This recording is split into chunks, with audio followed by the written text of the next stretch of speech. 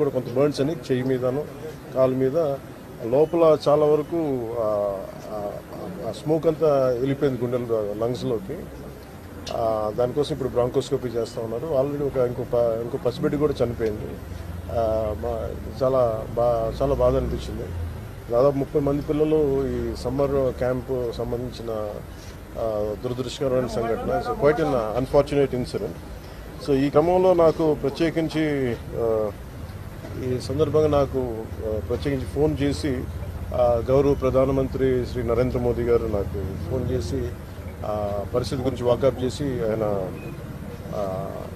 అక్కడ సింగపూర్ మనకి Indian high commissioner కూడా తెలియజేసినందుకు మనస్ఫూర్తిగా ప్రధానమంత్రి నరేంద్ర మోదీ గారికి నా హృదయపూర్వక ధన్యవాదాలు తెలుపుకుంటా ఉన్నాను.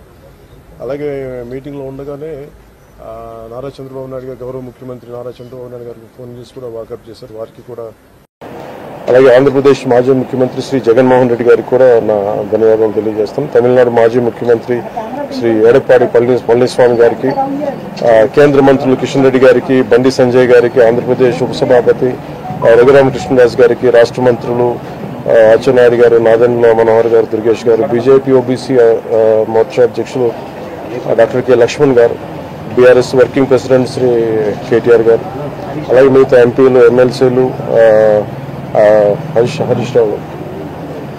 రావు గారికి, అలాగే ఆంధ్రప్రదేశ్ గవర్నర్ జస్టిస్ అబ్దుల్ నజీర్ గారికి, తెలంగాణ రాష్ట్ర ముఖ్యమంత్రి గౌరవ ముఖ్యమంత్రి రేవంత్ రెడ్డి గారికి, పౌర విమానయాన శాఖ మంత్రి శ్రీ రామ్మోహన్ నాయుడు గారు, ప్రతి ఒక్కరికి పేరు పేరున ధన్యవాదాలు. అలాగే నా తోటి నటీనటులందరూ కూడా మనస్ఫూర్తిగా ఈ సందర్భంలో నాకు వారి వాళ్ళ సందేశాన్ని నాకు తెలియజేశారు. వాళ్ళ గుడ్ విషెస్ చెప్పారు. మనస్ఫూర్తిగా వారందరికీ పేరు పేరున నా ధన్యవాదాలు తెలుపుకున్నాను. అలాగే నా ట్విట్టర్ అకౌంట్ ద్వారా, మన పార్టీ ట్విట్టర్ అకౌంట్ ద్వారా అందరికీ నా ధన్యవాదాలు తెలియజేస్తాను.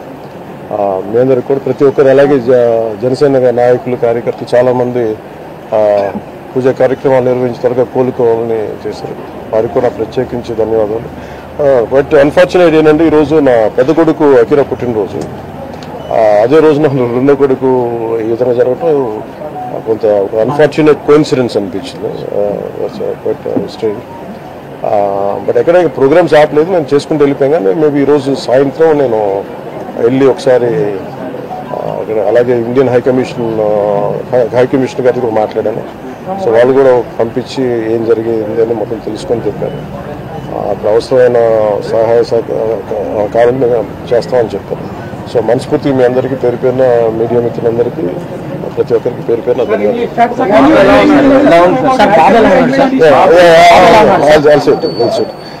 Now he is going through bronchoscopy, sir. He will be in general anesthesia.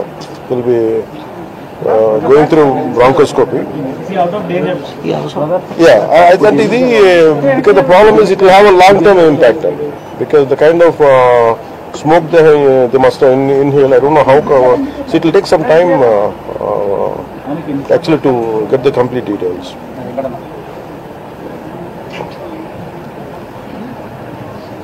So I'd like to convey to national media my wholehearted gratitude and heartfelt namaskars to the Honorable Prime Minister Sri Narendra Modi ji for